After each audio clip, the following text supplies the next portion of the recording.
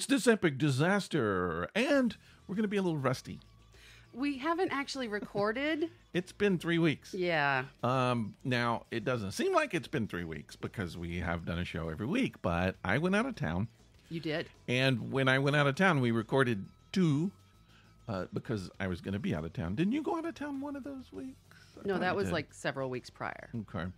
But and I was gone, and so we loaded up the podcast queue, and they shot out on time like they're supposed to. Even though, dang it, I still haven't put them online. I need to put them on the website. But they were there. Subscribers know. Yeah. See, they know. Another benefit to subscribing. And now we're actually doing a new one. So since we're a little rusty, let's start with a beer. A beer. I think that'll be helpful. And I've been wanting to do this beer for a long time because, as you know, well, first of all, let's tell the fine folks what the beer is we're going to be. I almost poured it into my glass of water. Oh. Don't do that. No. So we're drinking Dragon's Milk White. Boom. Now, Dragon's Milk, a lot of people, that's a pretty popular beer, so I'm sure everybody knows what Dragon's Milk is. Wow, it's a much lighter color than I expected. So the regular Dragon's Milk is a bourbon barrel stout. This is a bourbon barrel aged white stout. Well, that makes sense. When I said it's lighter than I thought, it's a white. It's a white. Yeah. It's 6% alcohol by volume, and of course, it's made. It's brewed in Holland, Michigan, by New Holland Brewing. And just letting our good friend Doug in the pub know, I put it in a glass. It's in a glass. We had dinner with Doug in the pub this past week, and he was really not happy that I was drinking out of a bottle. He was very unhappy. He about almost poured it into a glass for me. Yes, he did. Yeah, but I'm a bottle person. I like to drink my beers out of a bottle. I'm not a beer snob, as you know. I'm kind of the opposite of that, and. That's an interesting face. I tasted my beer. Okay, I'm going to try. And it's... I'm sniffing. I didn't get much sniff, but I've had sinus issues today. Okay. So, but the flavor is... I get the bourbon, and I get the creamy. Does it say cream? It's not cream, per se, but it says smooth, creamy, legendary. It's got a little tiny sweetness to it. Yeah, I didn't expect that. It is sweet. Because the normal Dragon's Milk is very oaky, very woodsy, very, I won't say dark. It's not dark. It is kind of dark. Yeah. But it's very, earthy. Right. And this is sweet and a little bit bright even. Anyways, we'll tell you what we think of it at the end of the podcast, which, to be honest with you, I think we forgot to do on our last podcast. What, rate the beer? Yeah. I don't know. I'd have to go back and listen. I can't remember. At some point, I want to catalog the beers because we've had people ask, and then we've been confused whether we've done. But I don't know. I have to go through and listen to every single one of them and then do that, so I don't know. And I used to have it when we did the Life to Kill podcast. Speaking of that, today, this podcast right here marks the longest-running podcast we've done. We beat Life to Kill podcast with this podcast as the longest-running podcast, and I'm pretty proud of that. So you would have to go back and listen to 84 podcasts, because this is 85. That's true. And I don't remember if I'm counting the first 7 that we did. I think I am. Yeah, I think I am. I can't remember. But we didn't do live beer review since the beginning.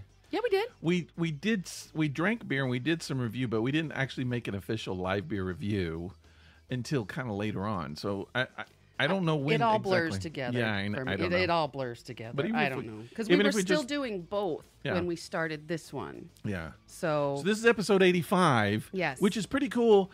I feel like now we're out of the shadow of the Life to Kill podcast.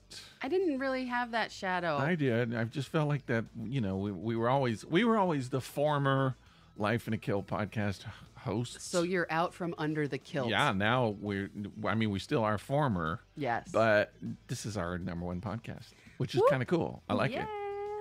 85, a good number, a good year. I remember 85. It was my last year of college. I was supposed to get out in 84, but I screwed up in several ways. I decided I wanted to be a teacher. Not halfway, but toward the end of my college, because I was a theater major, and I started getting that kind of, anxiety. I was just like, a theater. What am I going to do? Be an actor? How am I going to be an actor? What if I don't? What if I don't make it? Whatever. I need something to fall back on. And so I thought, well, I'll teach. I'll be a teacher. And so I teach theater. One year, I loaded up my schedule all with education classes, and I thought I wanted to get a teaching certificate. Okay. And as I was into it, I was like, no, this is not for me. No. I do not want to do it. And so I think I failed every single one of those classes in that experiment. And so I had to go an extra year to make up for all of that. Yep. Because I really blew it. And and probably shouldn't have blown it. So that was 85 for That was Rick. 85? Yeah, 85 for me. I was 11. Uh-huh. Or I turned 11 that year. I don't remember much about it. Honestly. You'd already been dating for about 5 years at that point. No, I haven't. I'm pretty sure. I honestly don't remember much of that. Anyways, okay, so I don't know what I was doing when I was 11. Since I don't recall what I was doing at 11, I looked some stuff up. Oh, okay. So I'm going to tell you a little bit about when you were 11, things that happened when you were 11. Yes, about 1985. Oh, 1985. Just a few highlights. So Coca-Cola Company released New Coke in 1985. I remember that. Now, I wasn't a Coke drinker. I'm still not. Mm-hmm. I drank Tab. I was a big Tab person. You did and like your Tab. Everyone in my circle drank Tab. I don't know how I ended up that way, but that was just sort of our little kind of a thing. And at some point, and I believe it might have happened after New Coke, Coke Company decided to release Tab Clear. Yes. Which was one of the most disgusting things I've ever had in my life. It tasted nothing like Tab. I don't know why they called it that. Right. You remember Zima? I actually like Zima. It was similar to that. Everybody wanted to do a clear for a while, and Zima was like clear. Mm-hmm. And I think, as I remember, it kind of had that sort of citrusy orange taste. Mm-hmm. It was nasty. Really? Now, people think Tab is nasty anyway, and that's true. Arguably it is, but it was it was what I liked. And then they did something else with Tab that I can't remember, and then they went back to it. Okay. So you were a Tab drinker. Yeah. Is the point of that story. And I didn't try the New Coke. I might have done like a comparison. I don't know. I don't remember. I vaguely remember being like, ooh, New Coke, right? And trying it, but I have zero idea what I thought of it. Well, it became this big thing where, I mean, really, really big thing. Yeah. And people were very upset. I didn't understand that. I was just like, okay, it's got a little different taste. What's the deal? Yeah. But I guess, when they messed with Tab, then and see, I was upset with that. If I remember correctly, because let's see, if I remember correctly, in our house we drank Pepsi. So, oh, really? Yeah.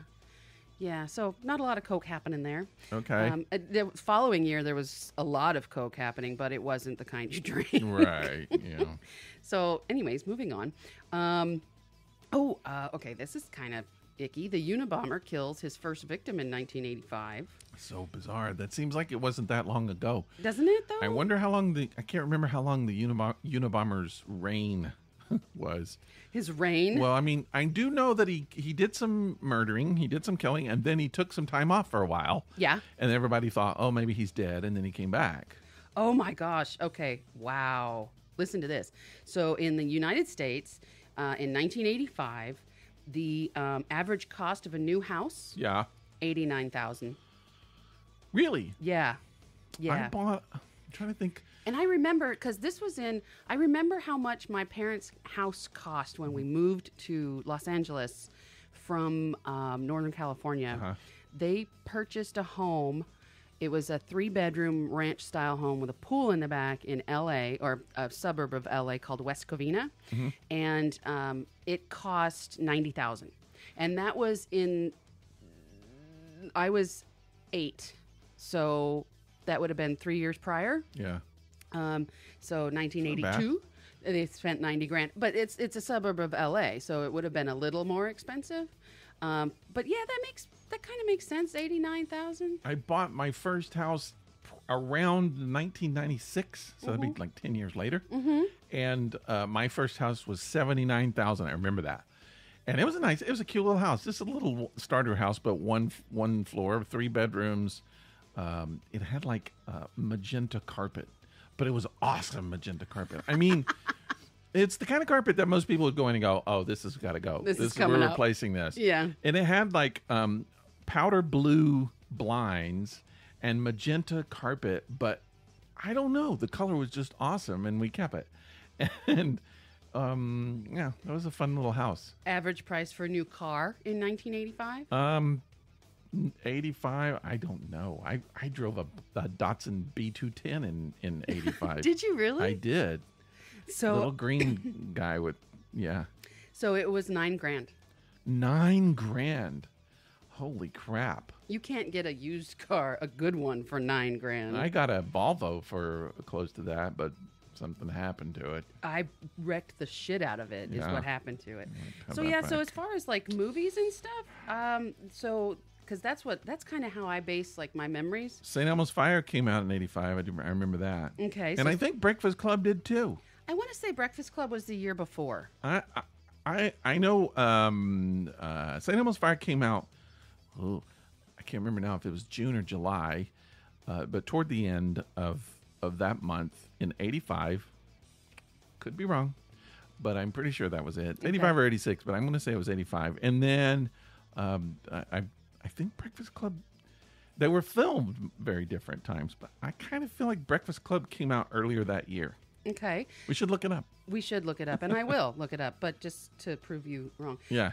So if You everybody can't prove knows, me wrong about the 80s. Hardly. everybody knows the movie that came out in 1985. The movie, The movie, the big movie that E.T.? came out. No, Extraterrestrial. no, Back to the Future, because Oh, that's that's right. the year.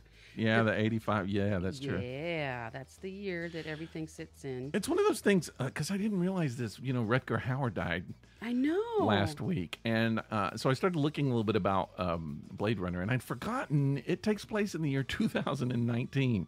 So all that futuristic Blade Runner stuff this year is happening this year. Yeah, this year. It didn't happen. And that's the weird thing. Whenever you put a date in a movie, you're kind of screwed. You're dating the movie. Yeah. You're making it obsolete at some point. Yeah, what was it? 2000? Was it 2001 Space Odyssey or 2011? 2001. 2000. Yeah, that seems Yeah, no. crazy. So this is something horrible that happened in 1985. The Heysel, I think I'm saying that right. The Heysel Stadium disaster. I don't know what that is. The crowd violence erupted during a European Cup final Oh, I remember that. in Brussels, and a wall collapsed, killing 39 fans. Yeah, I do remember that actually. Killing them because of violence over a game. Well, I can remember one thing where the fans chased one of the umpires. I think they ended up killing the umpire. Yeah. I was like, wait a minute. That's insane. That's insane. Okay, so here's just a couple more things, and then we'll Sports. move on. So, We Are the World. We're the Children, yes. Yes, that came out for famine relief. Mm-hmm. And I mean, I can name every single person who sang on that. I have a list here. You want to try? I know I can. Do it. And I might be able to do it in order, but I'm not even going to try. Okay. Michael Jackson, obviously. Michael Jackson, Stevie Wonder, Ray Charles, Cyndi Lauper, Huey Lewis, Daryl Hall, Billy Joel, Willie Nelson. I think Kenny Loggins sang a solo. Ooh. Steve Perry from Journey. You've got more to go. Yeah, that's the problem is I know them all. Okay. So, you want me to did- tell you who did- you missed? I want to say, did Kim Carnes do a solo? No, but somebody similar? Yeah, that's who I'm getting confused. Diana Ross. Diana Ross. I said Michael Jackson. Yeah, Tina Turner. Yeah, Tina Turner. You missed Lionel Richie Well, how could you miss Lionel Richie? and Smokey. And Bob Dylan? Smokey Robinson. No, he didn't. Yes, he did. No, he didn't. Yes, he did. No, he didn't. Yes, he did. Smokey Robinson did not. It says right here, Smokey Robinson. Anyways, Sang a solo? He might have been there, but he didn't do a solo. he didn't do a solo, no, No. but he was I was saying the solo. I can't mention everyone who was there. I'm just going That's with, why I thought you were like lost your shit. I'm no, like, there's I no was way you trying can to mention all I those was people. just trying to do the solos. And you didn't get Kenny Rogers. Kenny Rogers. Now I said Kenny Loggins. But Kenny I think Loggins. they both did it. I didn't don't they? know if Kenny Loggins sang a solo. I was a little confused, but he might have. But Kenny Rogers, yeah, he did. So compact disc came out. Yeah. What was your first CD? I don't remember. I honestly don't remember. In 1985. Yeah. Yeah, I have no idea. I bought two at the same time, Cock Robin and Cock Robin's After Here Through Midland. Okay. I'm the only one listening or associated with this podcast anyway who knows what that is. Except me. I know who you know Cock because Robin of is. me. Because of you. Yeah, I would never have known who they were before you. You introduced me to several musicians. Cock Robin was one of them. Well, they were an 80s band. Yeah, they were a good band. They were like a really good band. They were a band that no one knows. I think we've discussed them here before. Maybe. They were from United States, but they were much bigger in Europe. Yeah. But they were my favorite band, especially at the time. So, okay, speaking of bands, Yes. I found a band, not a band, a musician that I think you would really like. So Really? I'm going to suggest it to you and Okay. everybody here on the podcast. Okay. So we both like Fluid Ounces very much. Yes. And we've talked about them several times. Right. So if any of our listeners have picked up on Fluid Ounces, which you should do if you haven't, Right. You might also like a musician by the name of the real Sean Van Meter. Okay. He's from Georgia. I was going to say that name is just vaguely familiar. I just probably heard it through passing, but I don't know anything about the person or the music. He's a younger guy, pianist and lyricist and vocalist, and he reminds me very, very much of Fluid Ounces. So okay, cool. if you like Fluid Ounces, check out the real Sean Van Meter. And even though this is not fair, if you don't know who Fluid Ounces are, they got compared a lot to Ben Folds 5. Right. So if you like Ben Folds 5, You'd probably like this guy too. yeah. In fact, there are times I'm not even sure you can tell the difference.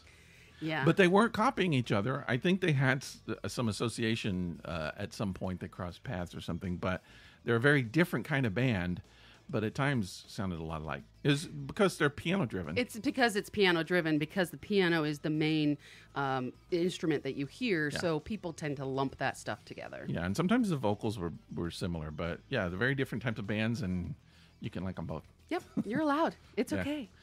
Should we play a game before we get into stuff? Yeah, let's play. We haven't done it in a while, but let's play. Would you rather? Zapmondo, would you rather? Yeah, we're gonna do it. Would I'm you gonna go rather first. I would. Oh, rather you're going play. first. You're throwing it down. I'm taking it. It's All right. mine. I get to Let's go first. Shake them up really good because they've probably got some dust on them. They're shaking them up really good. There you go. All right.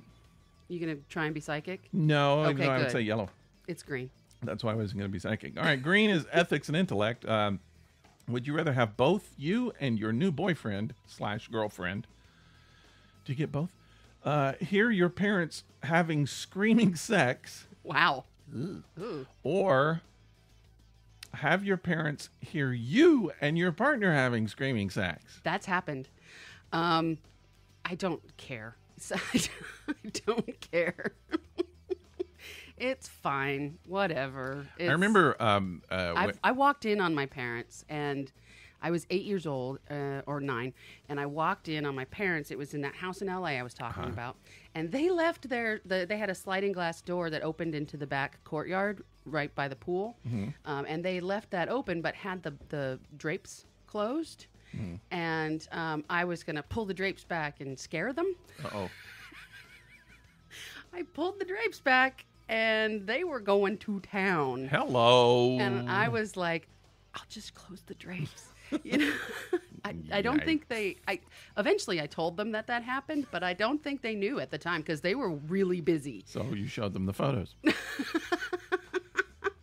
And then another time, I was at my mother's house. This was years later, and my boyfriend at the time came over, and we were at the house alone at the time, and we were engaged in sexual activity.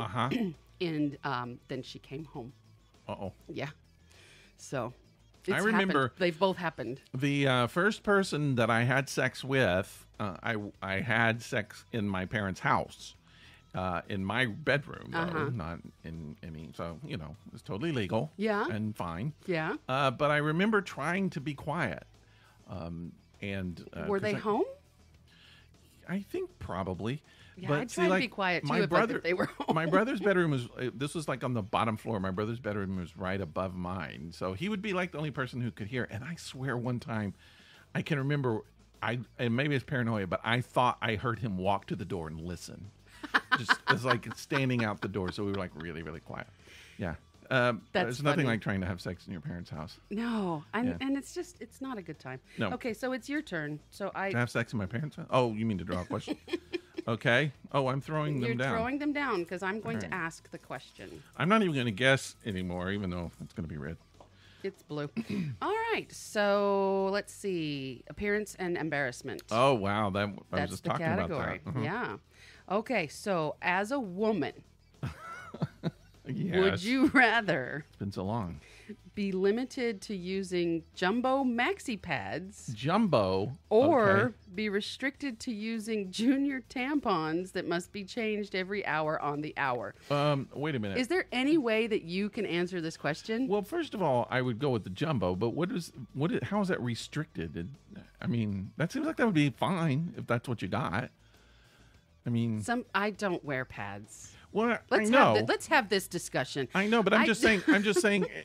Especially if the other choice is something that's way too small and almost unusable. Right. I'd rather and go very wasteful. Yeah, I'd rather go with more. I'd rather have more than less. Let's say that. A lot of women. I'm going to go there. Okay. A lot of women don't wear maxi pads. I understand that because it's gross. I understand that, but Okay. you only get two choices here. That's right. So which do you choose? The first one. You're going to go with the first one. No one wants to do it. No one wants to do it. No one trust wants me. it, but no one. All right, so I'm going to try it just to see. So Rick's going to go with the jumbo maxi pads. Yeah, I'm going to try them out just to see. And I've already had sex, so we're good. I like to to expand my boundaries. That's oh wow, basically my what I'm ear gonna be just doing. popped. Sorry, squirrel.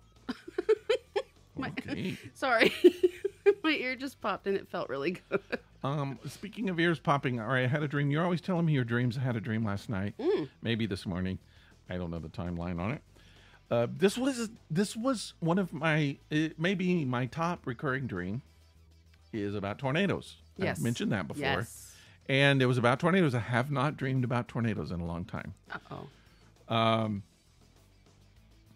This one was interesting. All right. I don't know. You don't do dream interpretation, do you? A little bit. You can try it if you want to. So when we were kids, and even up into high school, my dad had a van, and we would travel to Florida on vacation or wherever we went in the van because my parents had 7 kids, so you had to have basically a mini bus to travel around. So we had a little van. Originally, when we were really small, we had a Volkswagen bus, one of those hippie buses. Right. But then my dad got like a van with a big Starsky and Hutch thing on the side. In blue. Yeah. It was so awesome at the time, and carpet up the walls. We just thought that was the coolest thing ever. It's a brand new van. So, but yeah, I hadn't thought about that in forever. But in the dream, we're all in the van. All my brothers and sisters were driving in the van. My dad driving. Is your mom there too? My mom in the front seat, just like always, driving around. And I don't know where we are now. I'd forgotten about this, but I felt like we were in like a beach community. Okay. Which is weird and kind of makes sense because when we would go to vacation, it was always Florida. So we would always go to the beach. So for a while, I was trying to figure out why that would be significant, but now it does make sense. Okay. So anyway, we're driving around, and then all of a sudden, there's tornado watches. Oh, gosh. Or Tornadoes warnings. in Florida. I didn't say it was Florida. It's just a beach community. Oh, okay. So I was just saying we had gone to Florida. So I don't know where this was. It was not location specific, other than I felt like it might have been kind of a beach town or something. Okay.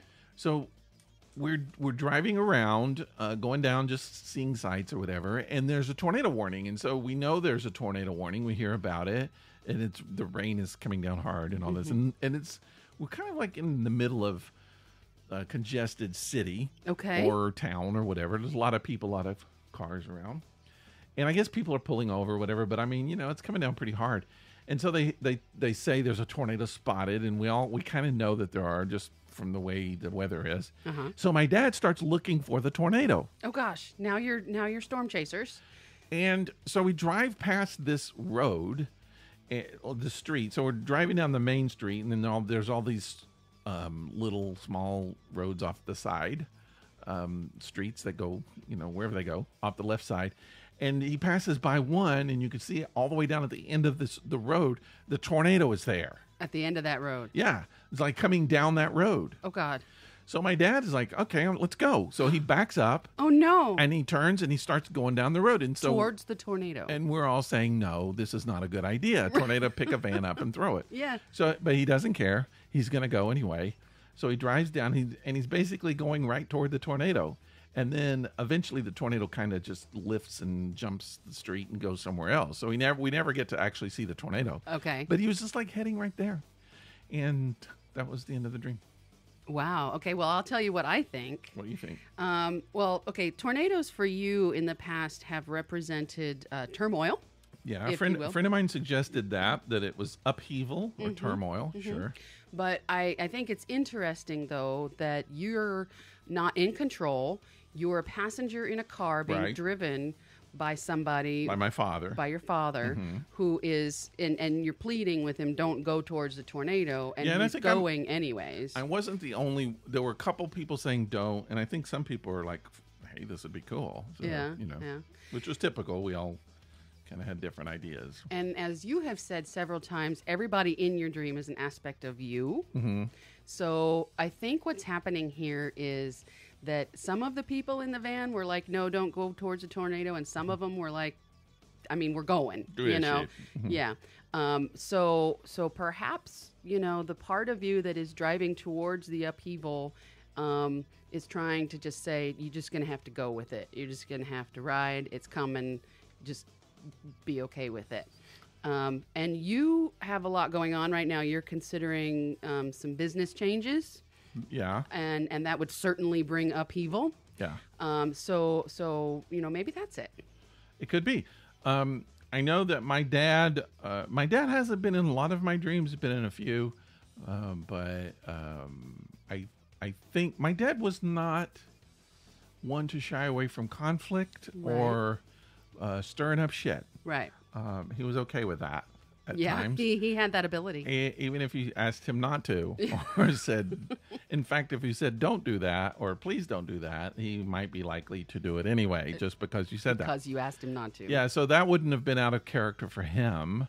But yeah, the thing that's interesting that you were talking about someone else in control, especially him, might be significant. But I've had so many of those tornado dreams. It's hard to say what's different.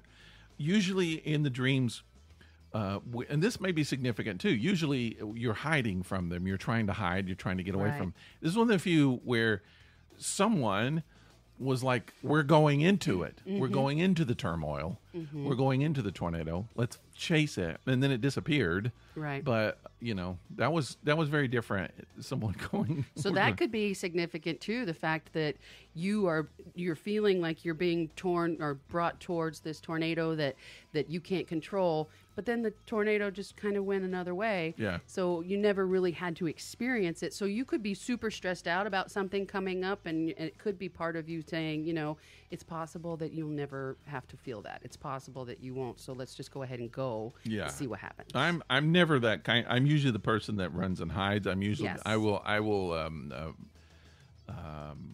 totally avoid conflict or anything like that. I don't usually go into it. Right. I don't head into it. Right. All right. Well, that was my dream this morning, and it was, I don't know, it's kind of stressful just with the tornado thing, but I thought it was interesting that it kind of made a new appearance. Yeah.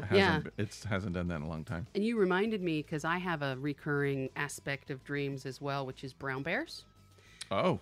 We've talked about that before. Sort of. And they represent, for me, they've always represented my rage. Wow. That I have inside. Because your last name's Brown? No. And you're a bear? I am a brown bear. Yeah. But I haven't dreamt about a brown bear in a long time. Okay. So that's, yeah. Whenever they show up, though, I'm like, oh, shit. Yeah. Well, as you know, I just got back from Texas. Now, that was an interesting experience. I think the last podcast, we talked about, I was pondering taking a pull trailer. Yeah, I remember. Yep. I ended up not. I ended up getting my van, having some repairs done, and just taking the van. Which is good. I'm kind of glad I did that. Yeah. So one interesting thing that happened, though, on this trip, which was which I didn't realize, after the whole thing was over and we're heading back. Now it's probably 18 hours distance wise, and then just figuring in the times you pull over, get gas, you stop, you rest, all that kind of stuff. Close to 20 hours. Okay. Travel time. 18 to 20 hours. I had to take my friend back home, so I had to go to Chattanooga, where he lives, and dropped him off, and then I had another 2 hours after that to come to Atlanta. Right. That was that's brutal, but we decided to do it all in one. Oh my gosh! So going to Texas, we stayed the night somewhere because we had a U-Haul, and this way we both rode in the van, and we were just like, we'll trade off driving. We'll just get there. Yeah. We'll just get home. Which sounded more fun at the beginning than it actually turned out to be. So it's just hard to rest. I drove for probably the first 8 hours, and then when I'm sitting in the passenger side and he's driving, any kind of bump, swerve, anything, I feel like he's wrecking, and I wake up. So I can't sleep. No, there's no way I could sleep. I'm not very good at that. And he did fine. But anyway, we traded off. We ended up getting. We left. I think we left at noon. Mm-hmm. So we were in Midland, Texas, which is on the west side of Texas. Oh, my gosh. And we drove all the way. We ended up getting into Chattanooga close to 5 o'clock in the morning. You drove overnight? Yes. So you just woke up in the morning and said, let's go. Yeah, and it was literally like that because we sort of, and to make matters worse, I had only had 4 hours of sleep.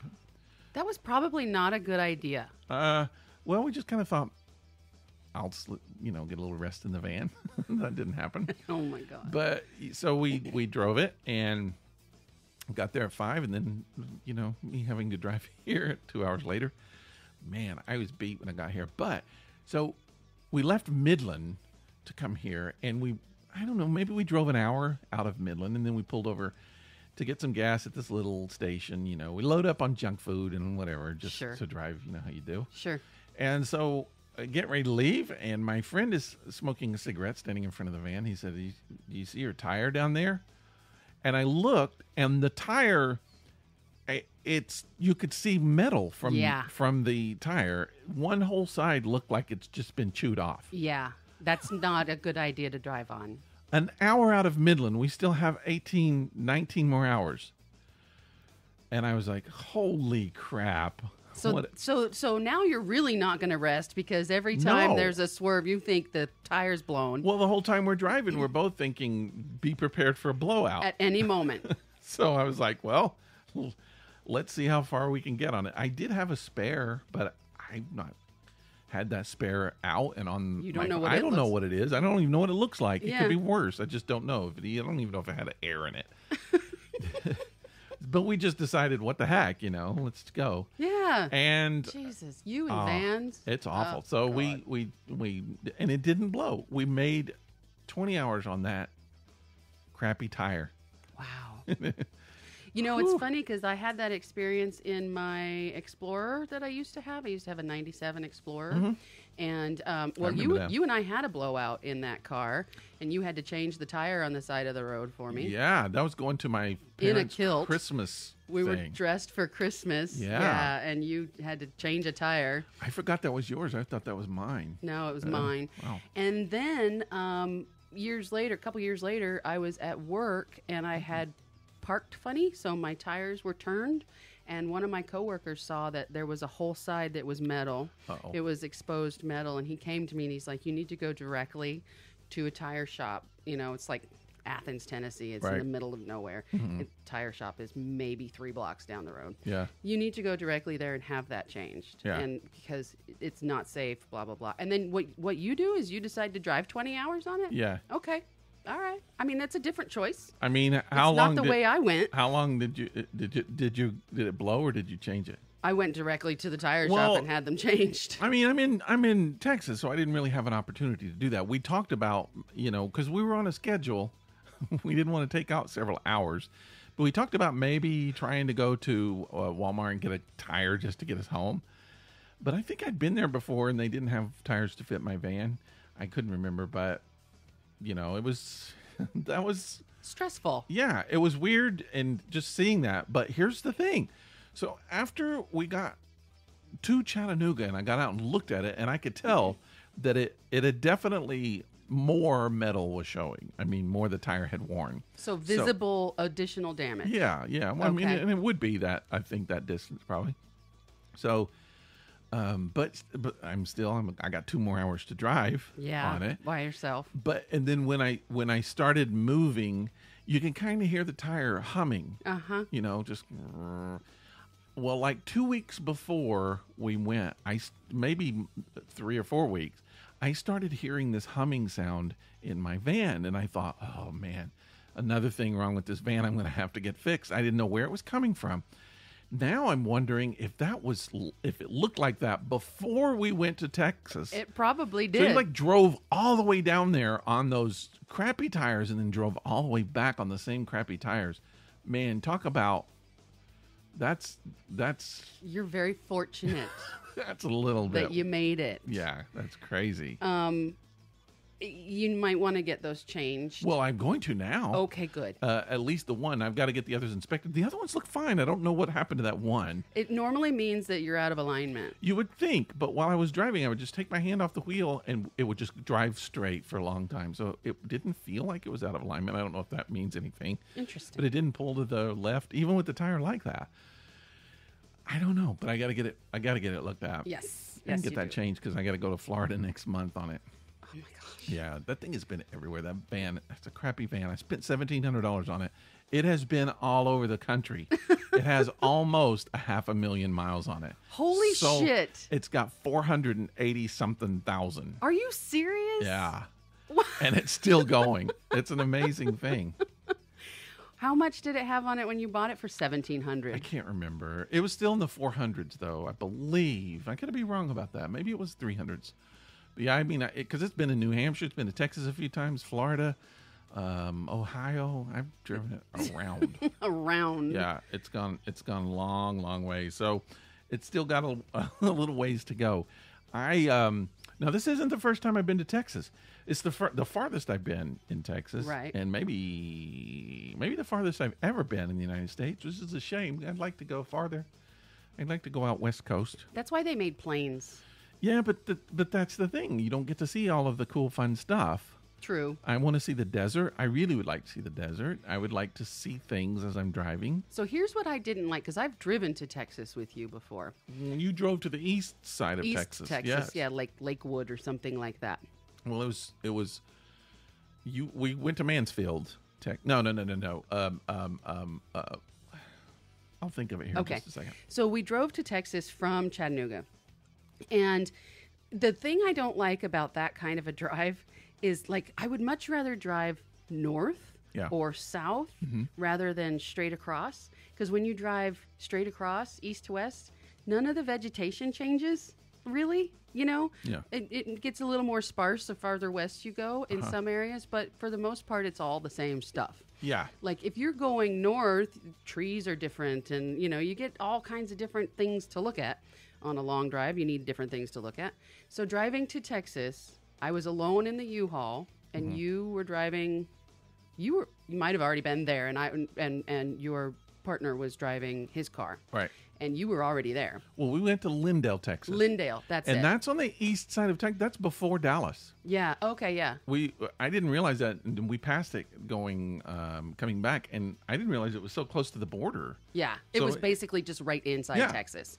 But another thing I remember about that trip is that when we left Chattanooga, when Brent and I left Chattanooga, it was 106 degrees. What? It was 106 degrees, and it was humid AF. When we got to Texas, the next day, it was 110 degrees in Texas, but it felt great. Interesting. Because it wasn't humid. I don't remember that. I don't remember it being that hot in Chattanooga, but I know it was 107 in Texas this time. Yeah.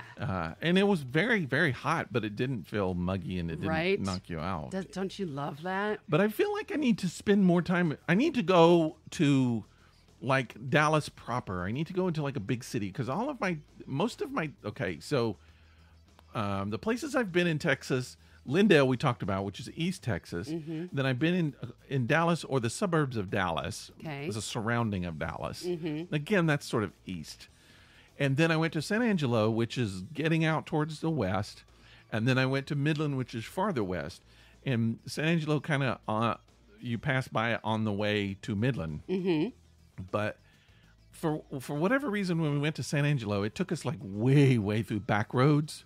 I mean, just one way each way. And you would get behind these farmers hauling hay. Mm-hmm. And I mean, better sit back and relax. Yeah, it's going to be a minute. And I can remember the scenery. It reminded me of like old West movies. There was a lot of cactus and a lot of things like that. Uh-huh. I didn't see that this time. This time I went I-20 all the way, but we went through the oil fields. Oh. And just like, I mean, miles and miles of flat, ugly landscape. Yeah. With these big dinosaur-looking oil drills just going up and down and up and down, and windmills and things like that. So it's very industrial and very, very, very ugly.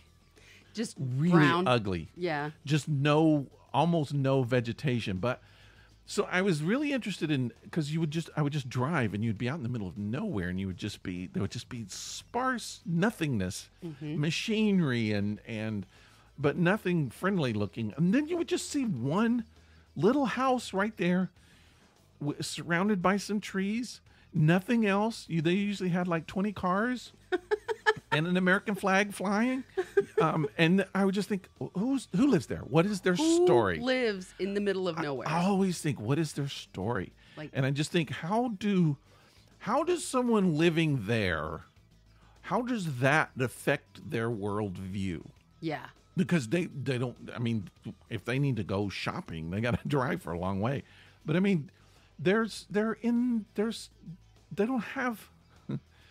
There's nothing pretty to look at. There's no beauty. Right. They're not surrounded by beauty. Right. But then I would see, like, I would drive, and then I would see it'd be kind of like a farmhouse, and I was like, okay, so whoever lives there had kids, most likely. Let's just imagine they did, and let's say they had, boy, girl, couple of each. Okay. Where do they meet their spouse? Where do they meet their mates? Maybe church or something. I don't know. But it's like there's no neighbors. They can't say, I'm going next door and hang out with, Jill or whoever. Sure. There's just nobody to hang out with. These people have to grow up with themselves. Where do they meet their friends? Where do they meet their people? I don't know. That's so weird. Just being that isolated, I think. I'll tell you, I lived in a place called Kettle River, Minnesota for a year when I was 10 years old. Uh-huh. And it's also known as hell. Maybe not that bad. As a 10-year-old, it might have been. But we lived on 365 acres out in the middle of nowhere across from a cemetery. Oh. And to get to school, my sister went to school at high school at the time in a place called Cromwell, Minnesota. Okay. That was about an hour away. Wow. And I went to school elsewhere, starting with an M. I don't remember. And elsewhere starts with an E. I'm just telling you. Sorry, you maybe had a mind blank, but whoops. Anyways, that was an additional distance. Like we would drop the high schoolers off before we got to my school. Mm-hmm. And I had to take the bus every day, there and back. And so if you think about it, every time you're on a bus, they have to stop and pick kids up. Mm-hmm. 2 hours each way to get to school. Jeez. As a 10-year-old. That's crazy. That's like going to school in Chattanooga from here. Right. That's ridiculous. It's absolutely ridiculous. But this home was a 6-bedroom, 3-story home on 365 acres. And I just told you that when I was 8, my parents bought a house in L.A. For $90,000. Right. This house cost less. Because it was in Minnesota, nowhere. Sure. And I was just like, wow. But yeah, miles and miles and miles and miles with nobody. Like the closest, I don't remember ever going to a grocery store. Well, what do you do? I mean, did you have friends? Would you and your sister get close? Did you just like invent things? It was mostly me and my sister. I had some little cousins that lived closer than anybody else. I think maybe now that I'm thinking about it, it's like, so I know your personality, you value friends. It's like if your friends, if you don't communicate with your friends in a week, it really stresses you. Yes. You're just like, you need to reach out and touch someone. you need to have that feedback. You need to be able to say hi. And if someone doesn't return, then you freak out a little bit. I don't know about that. You do a little bit, and I feel like that might be why. It's like you don't want to lose grasp on your friends, your surroundings. You don't want to be isolated. I mean, I isolate myself. Well, you all the do time. sort of, but you go to work. So you do. I mean, it's not like you're completely alone. That's true. I mean, you live by yourself, but you live around people. Yes. You have neighbors that you associate with a lot, and yes. so yeah, I think that's interesting. I do, but that whole surrounding, I just feel like I would love to spend some time in Houston downtown, like in the big and now, Dallas. Houston is south. Houston is south, but east. Right. Now, it's before you get to Dallas, but like to the south. Here's an idea that we could do, or you could do with your wife, or we could all do, is, the Texas Renaissance Festival is supposed to be awesome. One of the best, sure. And it goes through December. Christmas. Yeah. Yeah. And that's south of Houston. If I had to make that drive again, I would punch someone, literally. I don't know that I could ever do that. That's why they made planes. That would I mean, I'm not a flyer, but that might be what I would have to consider. I like the drive to Dallas. I mean, I've done it several times and I can enjoy it. And it's 12 hours, but you might be able to do it in 10. Mm-hmm. But it's kind of okay, and I like the scenery okay. Louisiana, especially when you get into why did I lose the name of I almost said it. Shreveport? Yes.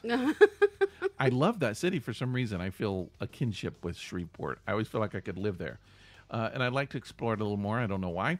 It might be a junk city, but it seems like something that I would be interested in. Mississippi, not a lot there, but there's a lot of trees. So, yeah. I mean, it's kind of scenic. And the river's cool. When you do, but you pass it so quick. Yeah. And then East Texas is kind of interesting. A lot of trees and stuff. It's certainly not West. Mm-hmm. But I just feel like I need to spend a little more time there. But here's what I've discovered. What? I'm vegetarian. I'm vegetarian. I know what you're going to say. I have been all over this country, all over the east side of this country, in many, many, many places. And so when you go, in different scenarios, you have to let people know I'm vegetarian. Right. All right? Mm-hmm. And people will be like, oh, really? Oh, okay. And then, well, we can do this. Let's try this. Maybe you can have here. We'll meet here, whatever. Texas is the only place that I've ever been to, and without fail, when I tell someone I'm vegetarian, they literally look at me like I just said I wanted to punch Jesus. Yes. Their mouth falls open. They don't know how to handle it. Right. I've never been anywhere else like that. They just don't know what to do. They're not sure how to feed you. Almost every time they'll be like, huh? Yeah. What does that mean? Right. They don't get it. Right. So one of the traditions that we have when we go on the road with a job is we'll always go to some big Chinese buffet. Oh, yeah. It's just something we have to do at least once. Right.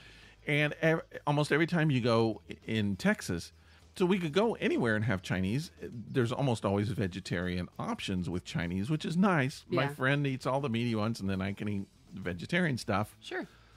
In Texas, they'll have mashed potatoes with chunks of ham in it. I was just going to say they'll that. Have beans with turtle. I mean, they just put meat in everything there. And the Chinese dishes half the time are vegetarian anyway. Right. They should be making their vegetarian dishes, but no. They make them Texas style. They make them Texas style. Yeah.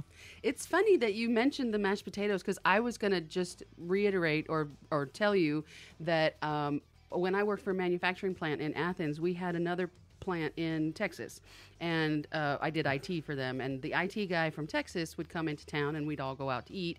And they all made fun of me because I was vegetarian. But even he said, maybe you should never come to Texas. Yeah. Because they even put meat in their mashed potatoes. It was just funny that you would say that, because that's exactly what he said to me. Well, that's one of those fallback dishes. It's just like, well, look, at least I can have some mashed potatoes. But no, you can't. It was difficult to find anything. You wouldn't even be able to have. I mean, it's kind of the same here, though. It's hard to have like green beans or anything like that because they put pork in it. In a lot of places.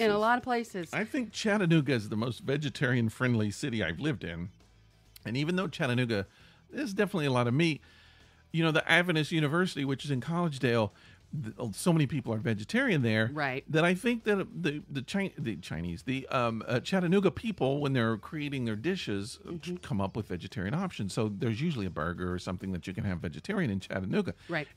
I consider it very vegetarian friendly. I do too. More so than Atlanta, even though there are plenty. And maybe it's just volume. It seems like Atlanta doesn't have as much. I mean, you could get Impossible Burger so many places here now, and there's so many different options. But honestly, there is a large vegetarian-friendly community here in Atlanta. Definitely, yeah. But it's not the kind of vegetarian that you like. Like, you like fake meat. I want my meat. I'm a carnivorous vegetarian. Right. Yes. But the places here are very much more veggie oriented. Yeah, they want bean burgers and things like that. Yeah. Have you tried out the Slutty Vegan yet? No, but somebody posted that. I didn't even know it existed. One of my friends posted a picture of that, and I was like, never seen that. Yeah, they definitely, you should try it. I'm not a fan of vegan food because I like cheese, and vegans don't. That's true. Don't eat cheese. And so I'm not a big fan of vegan food. They tend to be more healthy than food should be. Food shouldn't be that healthy. No. But I do, I'll try it out. I like it. Okay. I think they have the Impossible Burger there. They probably do. I'd like to try it. Yeah. Speaking of that, Burger King just announced last week that the Impossible Burger is coming to every single one of their restaurants.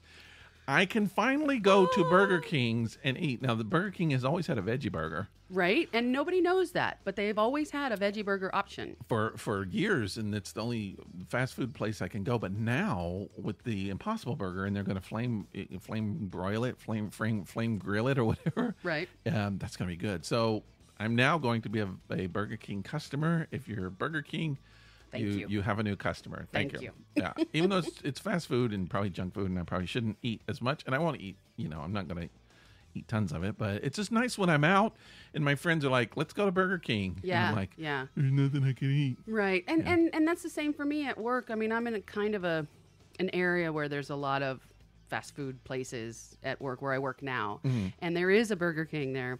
But so far, like, if I want fast food, the only options I've had is like Taco Bell, which I love Taco Bell because I'm addicted. Taco Bell, though, there's a lot of vegetarian options. Yes, there. lots, and that's like the only place I've been able to eat. But now I'll be able to eat at Burger King too. Nice. Yes. Just don't go to Texas.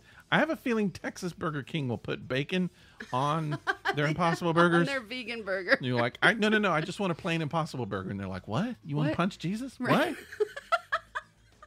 That's what's going to happen in Texas. How dare you want to punch Jesus like that? We make our Impossible Burgers deep fried and fat, pig fat. Bacon. We put it in pig fat first, then some cow fat, and then some sheep fat. And then there's your Impossible Burger. Now it's really impossible. Yum. Okay, I have to admit, I believe that a place where one of our listeners lives, Austin, is probably a little more vegetarian friendly. Well, that's why I was saying I know in Houston and Dallas there's got to be vegetarian restaurants. You know that there are. Yeah. But Austin is one of those places everybody that I know says you got to go to. And I want to go just to listen to the music. I mean, the music scene and just Austin itself. But now, I don't know where Austin is. I believe if you draw a line straight down Texas, isn't it south to the left to the west? I thought it was north to the west. Really? I thought so. Could be. You know what? We have this thing. Let's say you divide it in half, lengthwise and widthwise, so you have like a plus sign. I think it's below that and to the west. I'm just guessing. I feel like that's where it is. Do you think it's higher north than that? I think it's higher. Because that's where Midland is. Okay, where is Austin in a Texas map? Let's see. Boom, boom, boom, boom, boom, Oh, boom, we boom, were boom. both wrong. Where is it? Where is it? Where is it? It's closer to us. It's Yeah. actually close to Dallas, isn't it? It Is it just south of Dallas? Let's see. It is. So there's College Station. I had a friend that grew up there. So where is? There's Fort Worth right there. Yeah, it's So just it's south. Well, I mean, Wow. when you say just south, this is a map of Texas. Well, I know, but so I mean, it's not just south. It's probably 3-hour drive. but you wouldn't go through Dallas. We would go through Louisiana. Well, the thing is, go to New Orleans, spend some time in New Orleans, and then you just go on over to Austin. Yeah. I can talk my wife into that. I've been wanting to do a New Orleans. I want to go to Jazz Fest in New Orleans. I think we're probably talking about some things that people don't really care about. Nope. No one cares about this stuff, which is a hallmark of our podcast. But hey, guess what? Yay! What? It's our longest running podcast, so screw you. That's right. Not you people listening. Just, That's me in general. I was talking to Cheri. Yeah. I don't really say that to Cheri. Nah. Anyway, we should probably end the podcast. But before we end the podcast, Yes. we should talk about this beer that we've been drinking here. Let's do that. Dragon's Milk White. I'm a fan. Me too. I like it, like a lot. I would drink this. Okay, so here's what I feel about. I love Dragon's Milk. It's one of my favorite beers. You know that? Mm-hmm. Are you taking your shirt off? Mm-mm. I would prefer you not. I like Dragon's Milk. This is a lighter version of Dragon's Milk, which I'm sure that's what it's the purpose of it. I would drink this more just sitting around the house. It's a much more regular for any kind of meal beer. Okay, yeah. Don't you think? Yeah. I agree with you. I will tell you, though, that because of the sweetness, It's a little too sweet. it's a little too sweet. It's a little too rich. I'm not sure I could have more than one.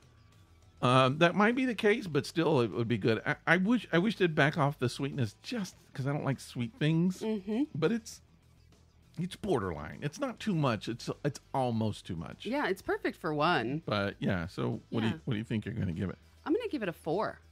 It's exactly what I was going to give it, a 4. So we both agree on the Dragon's Milk. I think we're the same person. I feel like I can give you a couple of these to take home with you. You just got finished saying that maybe you might want to kind of cut back on the alcohol consumption. It's time.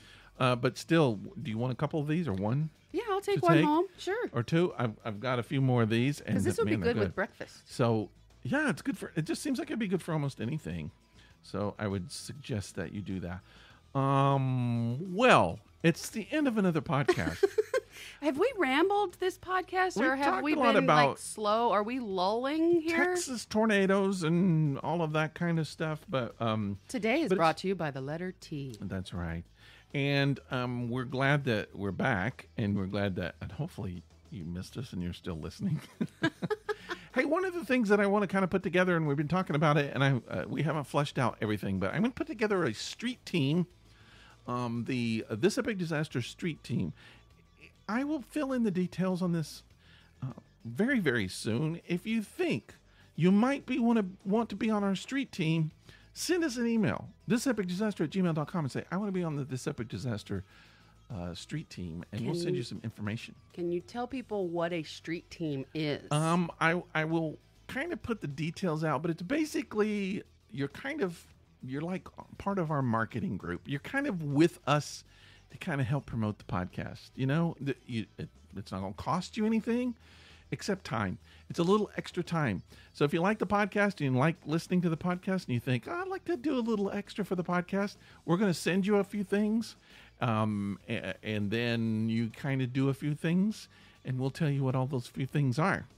But you'll be on our street team. And then at the end of every podcast, we will read the names of the street team. We'll talk about you on the podcast. We're going to talk about you anyway. Yeah, we'll say your name. But yeah. You'll get to be famous. People will be like, oh, I know that guy. He's on the This Epic Disaster street team. Yeah, totally know him. So send us an email if you would like. You can always find us on thisepicdisaster.com. And we're on Facebook. We're on Twitter. We're on Instagram. And live shows. The regular shows. The podcast. What? The tape shows that aren't live at all. Aren't live God. Are on YouTube. You can find us on YouTube. Just go. And you just be a friend if you want to. Be a friend. Yeah, be a friend. And sometimes we do unique videos. Although I have freaking lost my video camera, which pees me off. I can imagine. Pees me off. Really bad. That's the camera that I video us on. And so now it's we gone. can't do any live shows until I find that thing. Okay, well, we'll find it. We'll do another show soon. But anyway, thanks for listening to us. We're glad that you came and hung out with us. We will be back on Monday. New shows every Monday next week. And yeah, that's cool. And you can hear us then. That's right. So thanks, and we'll see you then. Bye. Bye-bye.